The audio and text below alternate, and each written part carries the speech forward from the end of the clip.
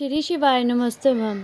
जैसे कि आपको पता है मासिक शिवरात्रि का बहुत ही बड़ा और विशेष महत्व होता है। मासिक शिवरात्रि 7 अप्रैल को पड़ रही है। जब आप भगवान शिव जी को प्रसन्न करते हो तो भाई उनके लिए आपको कुछ उपाय करना होता है। वैसे तो आप मासिक शिवरात्रि के दिन भगवान भोलेनाथ को एक लोटा जल चढ़ाकर भी आप उनको प्रसन्न कर सकते हो, पर फिर भी अगर आपको मैं एक उपाय बताने जा रही हूँ, अगर ये आप करते हो तो आपके जीवन के समस्त समस्याओं से आपको छुटकारा मिल जाएगा। इस मासिक शिवरात्रि में वो भी चैत महीने की में पड़ने वाली इस मासिक शिवरात्रि में कर लेते हो ये उपाय तो आपकी मनोकामना पूर्ण हो जाएगी। वो 3 महीने के अंदर या 3 महीने के बाद भी कभी भी पूर्ण हो सकती है। अगर आप उपाय को पूरे मन और पूरे भाव से करोगे तो 3 महीने के अंदर आपको मनोकामना पूर्ण होगा शुरू हो जाएगी। तो दोस्तों, ये मौका आपको अपने हाथ से जाने नहीं देना चाहिए। आपको एक उपाय एक ही बताते हैं, वो ऐसा बताते हैं कि इस उपाय को करने से आपकी सच में पूरी मनोकामना जो होगी वो ज़रूर पूरी होगी, क्योंकि पंडित जी ने ये बात खुद कहा है अपनी कथा में, और वो लोगों के ये उपाय काम भी करते हैं। तो चलिए दोस्तों, आइए जानते हैं मासिक शिवरात्रि पर, इस चैत महीने में पड़ने वाली मासिक शिवरात्रि पर आप लोगों को कौन सा उपाय करना है। तो दोस्तों, इस मासिक शिवरात्रि पर मतलब कि 7 अप्रैल को 2024 को आप लोगों को 3 दीपक वाला उपाय करना है। जिस दिन दीपक वाले जो 3 दीपक वाला उपाय है, आपकी जिस भी प्रकार की मनोकामना होगी, चाहे कोई दुख और परेशानी हो, चाहे धन संपदा की कमी हो, चाहे घर में रोग और बीमारी हो, या किसी भी प्रकार की परेशानी जीवन में हो, या कोई भी विशेष मनोकामना हो, तो आप की मनोकामना पूर्ण होगी। ये वाला उपाय कर सकते हैं। तो आइए दोस्तों, जानते हैं कि 3 दीपक वाला उपाय को आखिर करना कैसे है, इसको करना कैसे है और किस समय करना है। देखिए, सबसे पहले बात ये है कि इसको आप ध्यान से समझिए। 3 दीपक वाला उपाय करना किसको है, तो देखो, घर में जो बड़ी माताएं बहनें होती हैं, उन माताओं बहनों में से कोई एक माता बहनें इस उपाय को कर सकती है, क्योंकि इन उपाय को घर के सभी सदस्यों को नहीं करना चाहिए। इस उपाय को मात्र घर का कोई बड़ा सदस्य हो वही इस उपाय को कर सकता है। उपाय को करने के बाद उसके पूरे परिवार को इस उपाय को करने का फल मिल जाएगा। तो घर का कोई भी एक बड़ा मुख्य सदस्य ही इस उपाय को कर सकता है। इस उपाय को करेगा जो भी मुख्य रूप से माताएं बहनें में कोई एक ऐसा हो जो कि ये उपाय कर सकते हैं। बहनें उपस्थित ना हो और ना घर में जो कि माताएं बहनें भी ना हो, तो कोई व्यक्ति जो बड़ा हो आदमी, वो भी इस उपाय को कर सकता है। पर उपाय को करते समय कुछ बातों का विशेष रूप से आपको ध्यान रखना होगा, क्योंकि हम आपको इस वीडियो में बताएंगे। उपाय को अच्छे से समझने वाले हैं तो आप लोग ये बात समझ गए कि उपाय को किसको करना है। हम आपको यह उपाय करने को समय बता रहे हैं। तो देखो, 3 दीपक वाला उपाय है, सीधी सी बात है। इस उपाय में 3 दीपक जलाए जाएंगे, जो कि ये उपाय शाम को प्रदोष काल में या रात्रि के समय ही जलाए जाते हैं। तो ये वाला उपाय भी दोस्तों शाम के समय, प्रदोष काल में या रात्रि के समय ही होगा। इस बात का आप लोगों को ध्यान रखना होगा। ये उपाय सुबह के समय नहीं होगा, इस बात का आप लोग ध्यान रखना। शाम के समय प्रदोष काल में ही होगा। अब दोस्तों, हम जानते हैं इस उपाय को किस विधि और किस प्रकार से करना चाहिए, और जो 3 दीपक आप बनाओगे, ये 3 दीपक आपको कहाँ कहाँ पर रखना है, ठीक है। और इस उपाय को करने में आपका क्या मतलब चीज़ें क्या रखनी है, जिससे कि आपका ज़्यादा जल्दी काम हो सके, आपको उपाय का फल बहुत बड़ा होकर मिले। तो सबसे पहले चीज़ है दोस्तों 3 दीपक वाला उपाय। तो इसमें हमें सीधी सी बात है, 3 दीपक को तैयार करना होगा। उपाय को करने का जो समय है वो है शाम का समय, पर आप शाम के समय भी लोगों को बहुत ज़्यादा कन्फ्यूज़न होता है कि ये शाम के समय किस समय आप ये उपाय को कर सकते हैं। तो आप ये वाला उपाय प्रदोष काल के समय ही कर सकते हैं। 6 बजे से लेकर के 7:30 या 8 बजे तक आप ये वाला उपाय कर लें। तो पंडित जी ने भी ये बात खुद कही है कि हर मौसम में प्रदोष काल का समय अलग अलग होता है। प्रदोष काल का एक वो समय होता है जब शाम हो रही होती है, रात होने वाली होती है, इसके बीच का जो समय होता है वो प्रदोष काल का समय होता है। और एक अंदाज से बात करें तो शाम के 6 बजे से लेकर 7 बजे के बीच का जो समय होता है वो प्रदोष काल का समय होता है। पर अभी समय चल रहा है वो संध्या काल का जो समय है 6 से लेकर के 7:30 बजे के बीच में आप ये वाला उपाय कर सकते हैं, जैसे कि मैंने आपको पहले भी बताया है।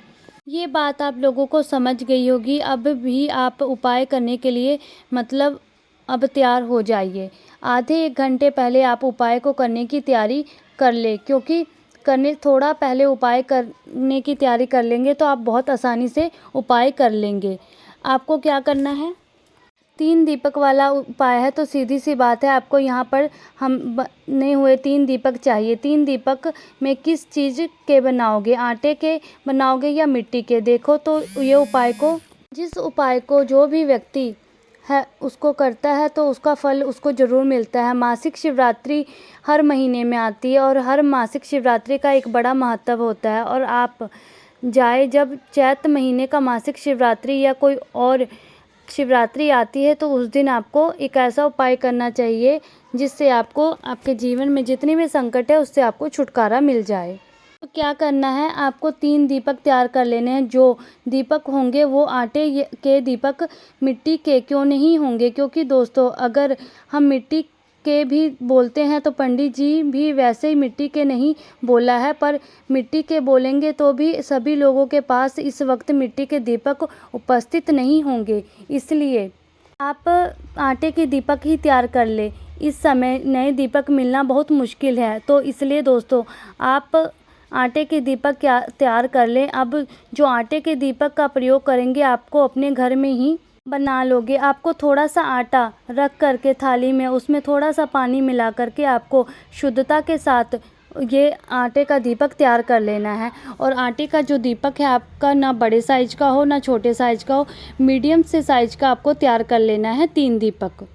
उसके बाद आपको क्या करना है कि आप इस आटे से 3 मीडियम साइज़ के दीपक तैयार कर ले।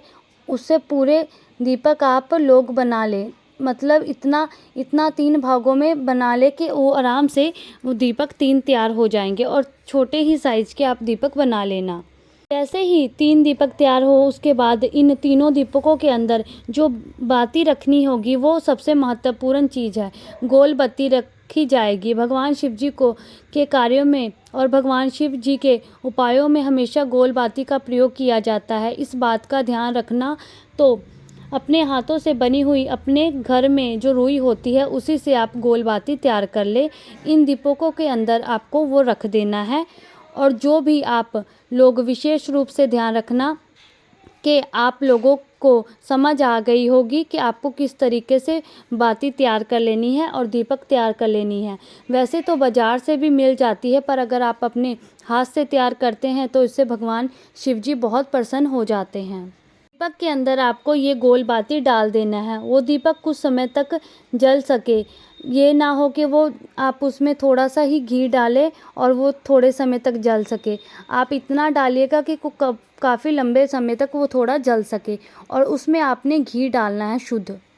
इन दीपकों को आपने किसी भी एक पूजन थाली में या प्लेट में रख ले, क्योंकि हाथ में ये तीनों दीपक आप कहीं पर लेकर नहीं जा सकते। तीनों दीपकों को जमा करके तीनों दीपकों को ले जाना है। अब आपको क्या करना है, जब आप उपाय को करने के लिए जाएंगे, अपने घर से निकलेंगे, तो कुछ बातों का आपको ध्यान रखना है। ये दीपक जहाँ जहाँ पर भी आप रखेंगे वहाँ पर आप चाहे तो भाई अपने साथ में कुछ चावल के दाने ले जाएंगे या फूल की पंखुड़ियाँ। जहाँ जहाँ पर भी आप इस दीपक को रखेंगे उसमें आसन लगाने के लिए आप वहाँ पर थोड़े से चावल या फूल की पंखुड़ियाँ साथ में ले जाएं। उसके बाद आपने अपने घर से माचिस लेकर जाना है। ये चीज़ हम आपको बार बार इसलिए याद दिलाते हैं ताकि आपको याद रहे कि अगर आप नहीं लेकर के जाएंगे माचिस या किसी और की माचिस से जलाएंगे तो उसका फल उस व्यक्ति को भी मिल जाएगा, कुछ भाग चला जाएगा। इसलिए हम आपको बार बार समझाते हैं, अपने घर से माचिस आपको लेकर के जाना है। और ये सारी तैयारियां हो जाने के बाद ये 3 दीपक 3 जगहों पर रखेंगे। ताकि जैसे जैसे हम आपको बता रहे हैं तो अपने घर से तीनों दीपकों को लेकर निकलना। सबसे पहला जो स्थान होगा पहले दीपक को जलाने का वो होगा बेलपत्री का पेड़। बेलपत्री का पेड़ जो होगा वह बड़ा होना चाहिए, छोटा पेड़ नहीं होना चाहिए। इस बात का भी आप लोग ध्यान रखना। तो किसी भी बड़े वाले बेलपत्री के पेड़ के नीचे आप लोग पहुंचना और वहां पर पहुंचकर बैठना। बैठने के बाद आपको अपने नंबर का पहला दीपक अपनी माचिस से जलाना है। जलाने के बाद उस दीपक को अपनी पूजन थाली से उठाना है। उसके बाद इस दीपक को आपको बेलपत्र के पेड़ के नीचे रख देना है। शिव जी, माता पार्वती और माता लक्ष्मी जी का नाम लेते हुए आपको वहाँ पर रख देना है। जैसे ही आप लोग ये पहला दीपक वहाँ पर रखेंगे, वहाँ पर भगवान शिव जी से अपनी वह मनोकामना बोल देनी है जिस मनोकामना के लिए आप लोग यह उपाय कर रहे हैं। भगवान शिव जी, भगवान माता पार्वती जी और माता लक्ष्मी जी का नाम लेते हुए जैसे ही आप अपनी मनोकामना बोलेंगे, विनती करेंगे, पहला दीपक जलाए, वहाँ से उठ जाना है।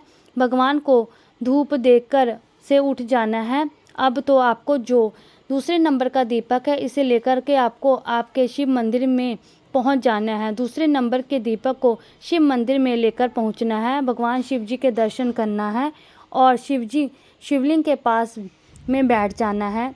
दूसरे नंबर के दीपक को आप अपनी माचिस से जलाना है। दीपक जैसे ही जल जाता है उसको उठाना, शिवलिंग के पास में रख देना। शिवलिंग के थोड़ा सा दूरी बनाकर रखना। भगवान शिव जी को आँच ना लगे, इस बात का आपको ध्यान रखना है। दूसरा दीपक जैसे ही शिवलिंग के पास में रखोगे तो भगवान शिव